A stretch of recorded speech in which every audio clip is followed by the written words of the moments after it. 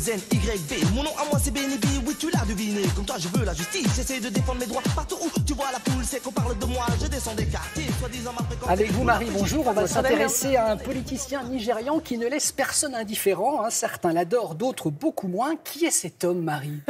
Il s'appelle Dino Melaye. Dino Melaye, il est très connu dans son pays, très connu pour dénoncer la corruption, pour dénoncer aussi tous les dysfonctionnements de la politique nigérienne. Autant vous dire qu'il y a du boulot. Mais c'est vraiment l'un des sénateurs les plus critiques du pouvoir. Mais c'est aussi un provocateur et un calculateur. Pourquoi, Damien? Parce que, en fait, en ce moment, on parle beaucoup de lui. On l'a vu dans un clip de rap, figurez-vous. Et pas n'importe lequel. C'est ça qu'on entendait Benny B, les prémices du rap en France. C'est exactement ça. Alors, c'est un clip. Alors, vous allez me dire, des clips comme ça, il y en a des tonnes. C'est grosse voiture, femme sexy, gros billets de dollars. Mais bon, il y a Dino qui est au milieu de tout ça. Il est aux côtés du rappeur, qui est quand même un rappeur extrêmement connu, qui est le fils du secrétaire d'État au pétrole. Ah oui. Donc ça, autant vous dire que ça a fait scandale. Les politiciens, évidemment, ont dénoncé un double discours en disant « mais vous vous rendez compte, c'est la figure de l'anticorruption dans un pays pauvre qui va célébrer finalement comment dire, l'argent facile, la vie facile ».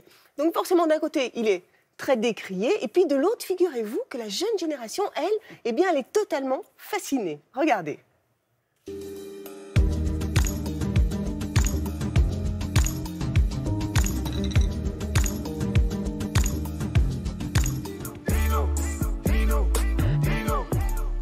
Dino Melaye est un ancien leader étudiant qui s'est lancé en politique il y a 6 ans et qui, de nos jours, est membre du Sénat et particulièrement actif sur les questions de lutte anticorruption. On parle beaucoup de lui parce qu'en fait, en décembre, un clip du rappeur nigérian Cash, intitulé Dino, le met en scène. Il se met en scène lui-même.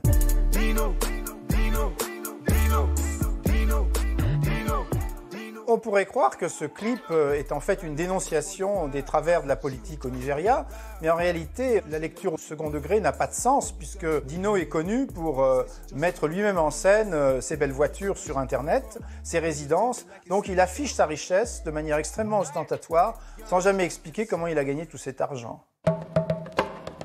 Oui, l'électorat jeune au Nigeria est un électorat très important. Les jeunes constituent la majorité de la population et il est incontestable que s'afficher dans un clip qui va tourner et qui tourne dans les boîtes de nuit renvoie aussi à une certaine façon de faire la politique au Nigeria. Et il semblerait que Dino ait des ambitions, en tout cas comme gouverneur de l'État de Kogi, l'État dont il est originaire. Dino gêne la classe politique nigériane parce qu'on a la mise en scène d'un homme politique qui assume toutes ses dérives tout en prétendant lutter contre la corruption. Le Nigeria, c'est la première économie du continent africain. Le pétrole est la ressource principale et la lutte contre la corruption est la priorité du président Buhari qui a été élu en 2015. D'une certaine manière, il reflète l'état dans lequel la vie politique nigériane se trouve, avec une attitude assez cynique et décomplexée de la part d'un homme politique qui, alors que son État est dans une situation de pauvreté dramatique, que le Nigeria est confronté à une guerre et à une immigration intérieure massive avec des problèmes de famine, il n'hésite pas à se mettre en scène avec tout ce que la politique peut avoir de pire au Nigeria et dans certains États africains.